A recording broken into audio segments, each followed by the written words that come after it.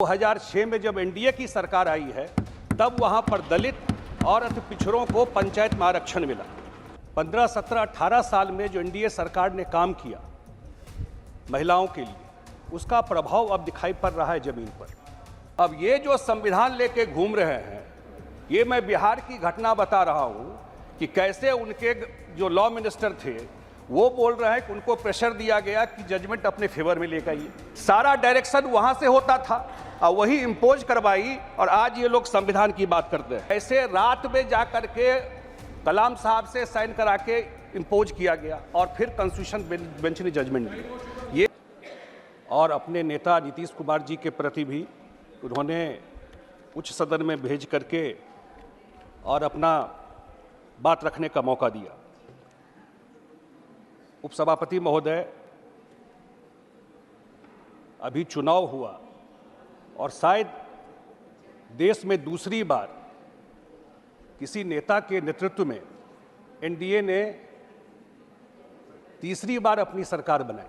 60 साल पहले लोग कहते हैं कि सरकार बनी थी जो नेहरू जी के समय में, लेकिन ये अनप्रेसिडेंटेड जीत हुई।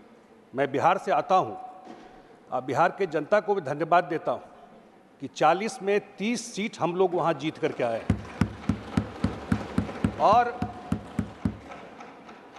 आपके सूचना के लिए बहुत सारे सीटों पर 10% से ज़्यादा महिलाओं ने वोट किया है पुरुषों से बिहार में, बहुत सारे लोकसभा सीटों पर।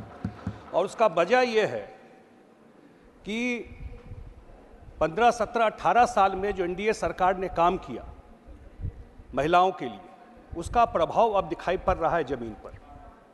एक बात आपके संज्ञान में और लाना चाहता हूं, 2006 में बिहार में पहली बार पंचायत में 50% महिलाओं को आरक्षण दिया गया। माननीय प्रतिपक्ष के नेता यहां बैठे हुए हैं।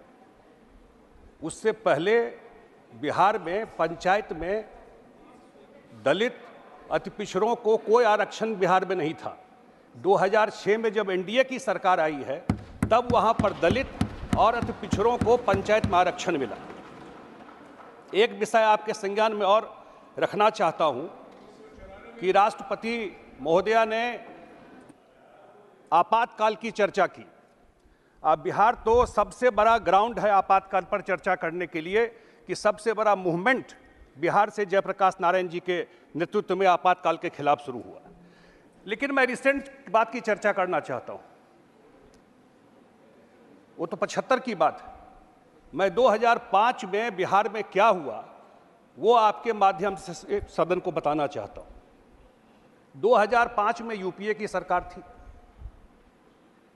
फरवरी में वहां चुनाव हुआ। फरवरी में जब वहां चुनाव हुआ, वह हंग असेंबली हुआ और 1-2 महीने के बाद नीतीश कुमार के नेतृत्व में समर्थन बहुत लोगों का मिल गया और अगले दिन वो सरकार फॉर्म करने जाने वाले थे। उस समय गवर्नर थे बूटा सिंह बिहार में।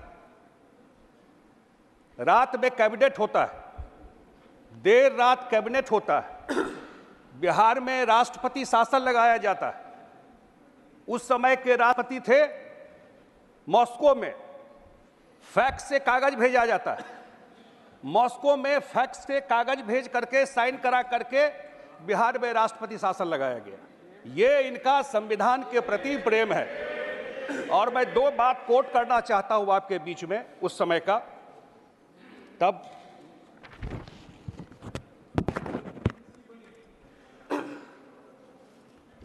एक उनके लॉ मिनिस्टर थे हंसराज भारद्वाज जी। उन्होंने कहा, और रिकॉर्ड में बता रहा हूं, former union minister HR Bhardwaj on Thursday revealed that he was under tremendous pressure from the Manmohan Singh government to get a favorable order from the Supreme Court, which was examining the UPA government decision to impose president rule in Bihar in 2005 to prevent the JDU-BJP combined from coming to power. Bharadwaj said he had even met the Chief Justice Y.K. Sabharwal, who headed the Constitution bench, which dealt with the case, to get a favorable judgment, but could not summon the news to broach the topic. The 5-judge bench has held that imposition of president rule was a misuse of Article 356 and was clearly politically motivated based on a report by the Governor Bhutta Singh.